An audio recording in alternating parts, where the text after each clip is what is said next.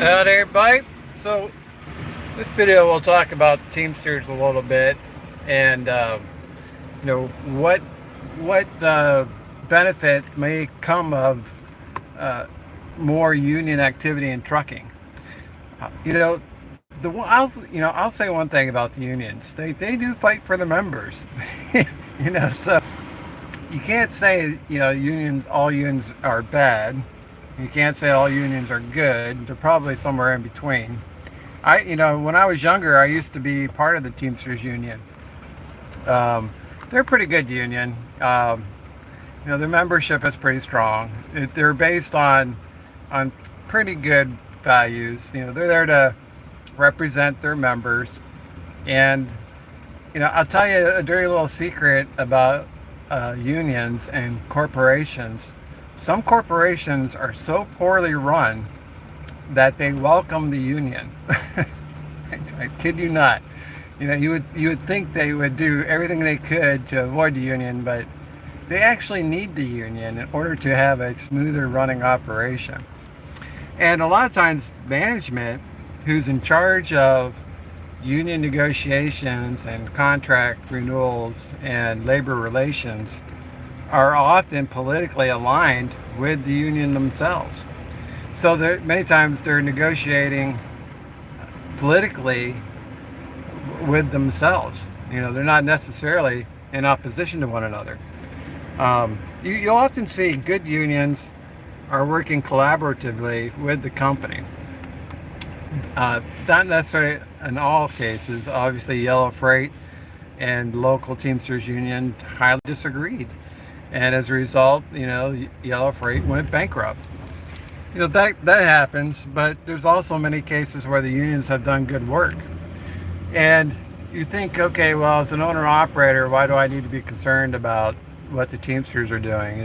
Who cares? Well, it may be a growing trend in the blue-collar workforce that union workplaces may become preferred over non-union workforces. Those companies that are non-union are going to have to work extremely hard to stay non-union.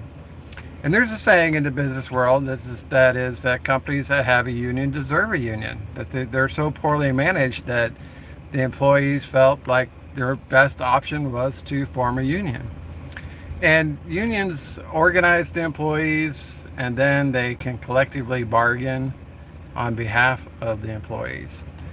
So if, as an individual, it's awful hard to go to the corporation and ask for better benefits, better working conditions, or better pay. But the union could, because the union could be thousands of drivers, or it could be hundreds of thousands of drivers. So they have much more leverage, much more bargaining power. And you think about the role unions play in trucking. I put several links in the description of recent news from the Teamsters. They're ratifying contracts with their union members to protect union jobs, job protections.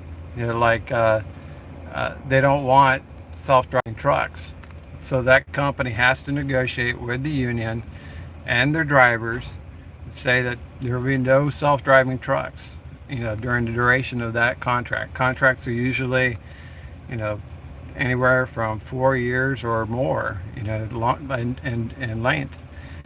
So this becomes a negotiable item. Same thing with cameras or sensors in the truck. These things have to be negotiated with the union. Inward-facing cameras, things like this that non-union companies would try to impose upon their drivers. This is we got to watch you at all times. Well, the unions would be the tool that drivers would use to protect themselves. And let's say there was a problem. Let's say you were a Teamster and there was a problem with the company and you're in trouble. You're up for discipline. Well, there'll be a due process with the union. You have union representation, and they'll go through the grievance process. And they'll try to resolve it with the union. The union offers some job protection. The company could always terminate the employment. They always reserve that right, but the union will fight them like hell. So uh, I think this is something that drivers have to at least consider. You can't be so rigid in your belief system that says you would never join a union. There may be circumstances out there that come into your workplace, that just changes your mind. You're like, I can't believe the company did that. They're just asking for it. Yeah, they're pushing as hard as they can. They're going to push the drivers more and more and more and more, and at some point the drivers are going to have to push back. So you can't say you would never join a union. They may do things like self-driving trucks or inward-facing cameras or implement AI monitoring systems in the truck, and the drivers, said enough is enough. Now they're going to turn to the Teamsters and look for help.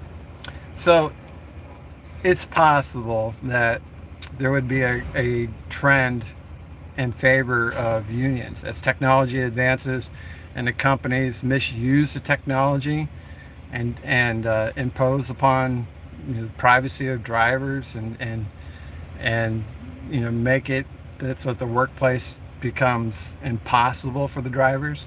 The Teamsters are a remedy to that type of scenario. There is a growing trend towards more blue collar jobs versus white collar jobs.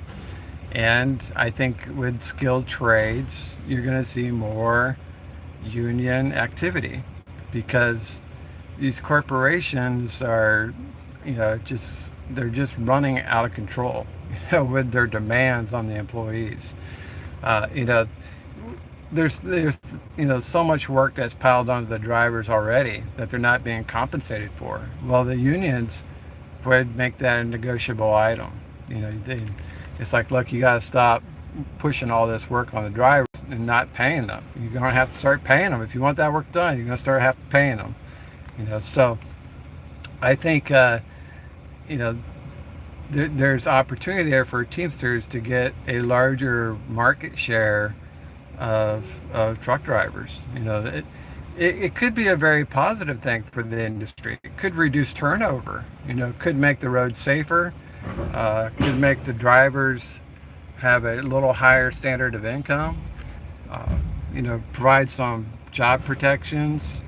When companies make policies, they often create policies that are in the best interest of the corporation. They don't necessarily take in account the viewpoint of the drivers. Well, with the Teamsters, they would have to. They would be forced to negotiate these workplace policies with the union, and it would have to be put in writing. So they couldn't willy-nilly change the policy overnight. They wouldn't be able to arbitrarily terminate drivers for violating, minor violations. They have to go through a grievance process. There'll have to be union representation every step of the way. So this would be a moderating influence on these corporations. And those corporations that want to stay non-union are going to have to redouble their efforts and work harder and harder to satisfy their drivers, pay them fairly, give them the great benefits and time off. All the things that companies don't want to do, but because of the union threat of collective bargaining, now they're going to have to start doing it. Companies don't willingly give pay increases on a regular basis, or benefits. Look how benefits have co-pays, deductibles, co-insurance. With a union, this is all negotiated. And if you ever heard of Cadillac plans, these are like union contracts that have negotiated the benefits, and they're great benefits. They're like, there's no deductible, there's no co-insurance, no out-of-pocket expense. These are Cadillac plans. If you like those types of things, it's usually because of the union that negotiated for that. And as independent contractors, obviously we would not be part of the union. We wouldn't participate in collective bargaining, and it's often part of the corporation's union avoidance strategy to have a certain percentage of their drivers become independent contractors. So that if there was, for example, an organizing attempt at ABC Company, and they had owner operators, they may have enough owner operators to satisfy their most important customers while negotiating with the Teamsters if there's any kind of work interruption. So you can imagine when these corporations go to bid on contract freight with Fortune 500 companies, part of that discussion is, what is your union avoidance strategy? And why do they talk about that? Well, it's because they got to know that their freight's going to be delivered and there's not going to be this interruption caused by union strikes or union slowdowns, or any kind of disruption in the supply chain. Unions could really grind things to a halt, and so they have to, corporations have to have strategies ahead of time. What would they do if there's an organizing attempt at their company? How would they avoid unionization? If a union did get in place, how would they continue to service their best customers? A lot of times they look at that independent contractor who's non-union, not eligible to be part of the union, as a solution that they could keep freight moving even though they have a labor dispute. So there is a role in all this for independent contractors, and obviously the unions are not going to like that. They're not. They already have plans to eliminate the independent contractor business model. You look at the PRO Act, which is the Protect the Right to Organize Act. They squarely target the independent contractor business model. They don't think it should exist. In their viewpoint, it's unfair labor. It hinders their ability to organize employees, and it's something like California AB 5. You can't be an independent contractor in trucking in California, because they don't want it. The unions don't want it. But if you think about what AI can do to disrupt the trucking industry, you may think today that unions are unneeded or outdated, that they serve their role, that's no longer relevant.